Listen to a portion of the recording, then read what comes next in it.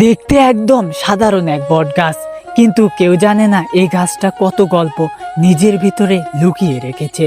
দিনের আলোতে শান্ত নিস্তব্ধ, অথচ রাত নামলেই বদলে যায় সবকিছু। কেউ বলে গাছটার নিচে দাঁড়ালে এক অদ্ভুত ভার অনুভব হয়, কেউ বা শোনে হঠাৎ কান্নার শব্দ। আমি বলছিলাম গাইবান্ধার ভুতুরে বটগাছের কথা। চলুন আপনাদেরকে জানাই এই বটগাছের রহস্যময় ইতিহাস। আসসালামু আলাইকুম, আমি নাইম। আজ আমি আপনাদেরকে দেখাবো এই বটগাছ এবং জানাবো এর রহস্যময় গল্প ও অদ্ভুত ঘটনাগুলো। তো চলুন ভিডিওটা শুরু করা যাক। গাইবান্ধা জেলার ৩ থানার মধ্যে অবস্থিত এই ভুতুরে বটগাছটি গাইবান্ধা সদর, পলাশবাড়ি ও সাগাটার সীমান্তে অবস্থিত এই ভুতুরে বটগাছটি।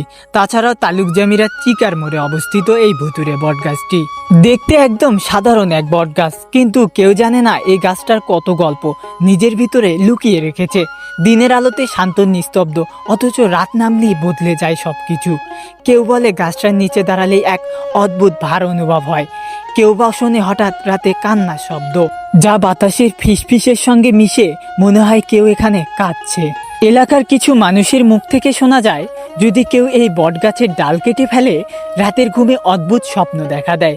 কখনো কখনো সেই স্বপ্নের পরে হঠাৎ অসুস্থতা দেখা দেয়, মনে হয় গাছটি তার নিজস্ব শক্তি দিয়ে সতর্ক বার্তা পাঠাচ্ছে। আরও শোনা যায় এই বটগাছের পাশ দিয়ে চলতে গেলে গায়ে লাগে এক অদ্ভুত ঠান্ডা। কেউ শুনেছে রাস্তা দিয়ে গাড়ি গেলে হঠাৎ অদ্ভুতভাবে পড়ে যায়, যেন কোনো অদৃশ্য শক্তি সেখানে দাঁড়িয়ে আছে। রাতের অন্ধকারে পথের চারপাশে বাতাস থেমে যায়, পথচারীর মনে এক অজানা শিহরণ তৈরি করে।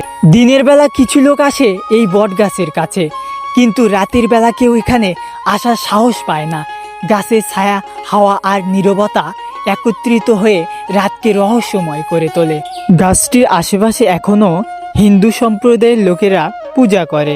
আরও শোনা যায় রাতের বেলা এই বটগাছের ডালে হঠাৎ আগুন দেখা যায়। রাতের নীরবতা এবং হাওয়া মিলে এই দৃশ্যকে আরও রহস্যময় করে তোলে। কিন্তু একটা প্রশ্ন থেকে যায়, আসলে কি ভূতের অস্তিত্ব আছে? এই গাছটা কি সত্যি অভিশপ্ত, নাকি আমাদের ভয়ই তাকে অভিশপ্ত বানিয়ে দিয়েছে? আমরা যা জানি না তাকে নিয়েই তো সবচেয়ে বেশি ভয় পাই, তাই না? হয়তো এই বটগাছের নিচে কোনো আত্মা নেই, শুধু আছে সময়ের ছায়া, মানুষের গল্প আর আমাদের কল্পনার জগৎ। তবুও যখন রাত নামে আর হাওয়া গাছের পাতায় ফিসফিস করে, তখন মনে হয় কিছু প্রশ্নের উত্তর হয়তো জানাই ভালো না। হয়তো ভয় এক ধরনের রহস্য, যা আমাদের ভাবতে শেখায়, অনুভব করতে শেখায়।